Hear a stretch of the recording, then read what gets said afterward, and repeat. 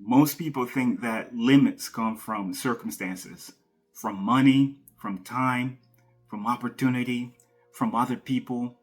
But most ceilings are not external, they're internal and they're invisible. People don't usually fail because they can't move forward. They fail because when they do move forward, something pulls them back. Progress appears, then it collapses. Momentum builds, and then it resets.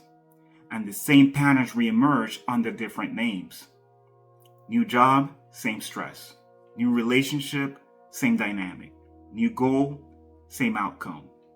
That's not bad luck, it's not sabotage, and it's not a lack of discipline. It's identity doing its job. Identity is not what you say about yourself, it's the internal reference point that you live from. It's the quiet sense of what feels normal, what feels possible, what feels deserved, what feels sustainable. Identity determines how much pressure you can tolerate, how much uncertainty you can hold, how much success you can carry without destabilizing yourself. An identity has a function most people don't realize. It self-corrects outcomes. When your external results move beyond what your identity can integrate, tension appears. Not consciously, internally. You may feel anxious, you may feel restless, you may feel like something's off, even when things are objectively improving. That discomfort is not random. It is your system detecting unfamiliar territory. And without realizing it, you begin to unconsciously correct back to what is familiar. You hesitate, you delay, you overthink, you self-protect. You create friction where it didn't exist before. Not because you want to fail, but because familiarity feels safer than expansion. This is why people sabotage success. Not because they're broken, but because identity hasn't caught up yet. Think about it. If your identity is calibrated to struggle, ease is going to feel suspicious. If your identity is calibrated to scarcity, abundance is going to feel unstable. If your identity is calibrated to proving yourself, peace is going to feel unproductive. So when reality offers something outside of that calibration, internal resistance appears.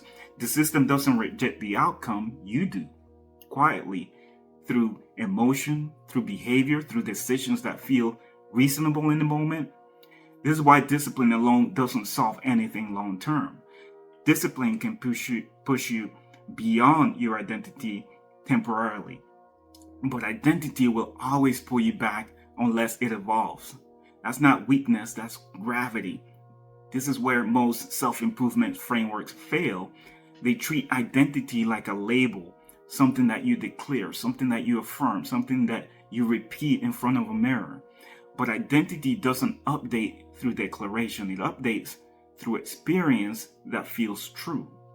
Identity is not persuaded, it is trained. It is shaped by repetition, by exposure, by what you live with long enough that it becomes normal. This is why early change feels unstable. You're behaving beyond your identity before identity has adapted.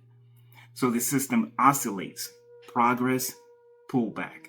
Expansion, contraction. Most people interpret that oscillation as failure. They assume that they're not ready or that something went wrong. But oscillation is not failure, it's integration in progress. Identity is lagging behind behavior, and lag is not a problem, it's part of the process. This is also why alignment is misunderstood. Many people think alignment should feel easy, that when you're aligned, things flow without resistance. But early in alignment often feels uncomfortable, not because something is wrong, but because you're living ahead of your internal calibration. You're occupying a reality your identity hasn't normalized yet. That gap creates tension, and tension invites self-correction. So let's ground this for a moment. Someone builds momentum in their career.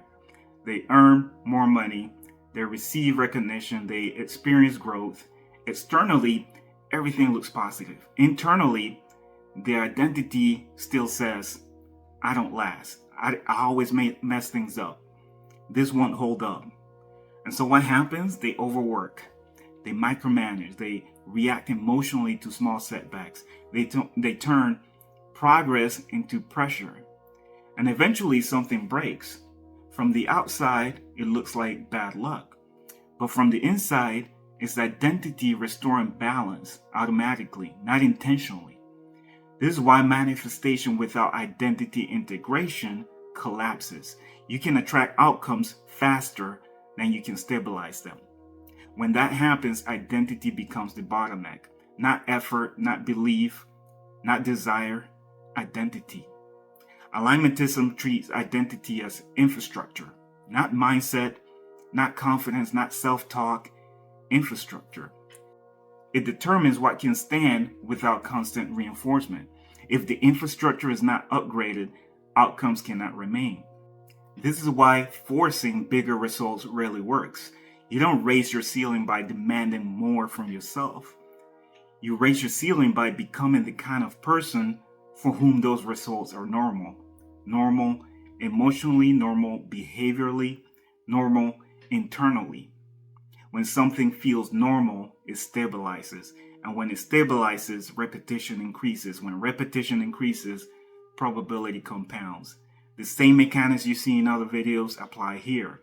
This is why shame is also destructive. When progress collapses, people attack themselves. I always do this. I can't hold success. Something's wrong with me. That judgment freezes identity. It reinforces the very calibration that you're trying to outgrow. Shame locks the ceiling in place. Alignment requires a different response. Curiosity instead of judgment, observation instead of force, integration instead of self-attack. If your life feels maxed out, it doesn't mean that you're incapable. It means that your identity is protecting you from unfamiliar territory. And that protection was useful at one point, but it may no longer be accurate. Identity doesn't update through insight alone. It updates through repeated exposure to a new normal. Small stabilizations, repeated returns, reduce self-correction over time. That is how ceilings lift, quietly, gradually, reliably. So if progress keeps collapsing, stop asking, what's wrong with me? And start asking, what level of life does my identity currently know how to hold? That question restores agency. It turns frustration into information. It gives you a place to work from. And this is why alignment is never about rushing the process. You don't tear down a ceiling by force. You're expanding by reinforcing what is now safe to hold. With patience, with consistency, with trust in the mechanics working beneath the surface. Identity is the hidden ceiling on your life, not to limit you, but to show you exactly where the next integration needs to happen.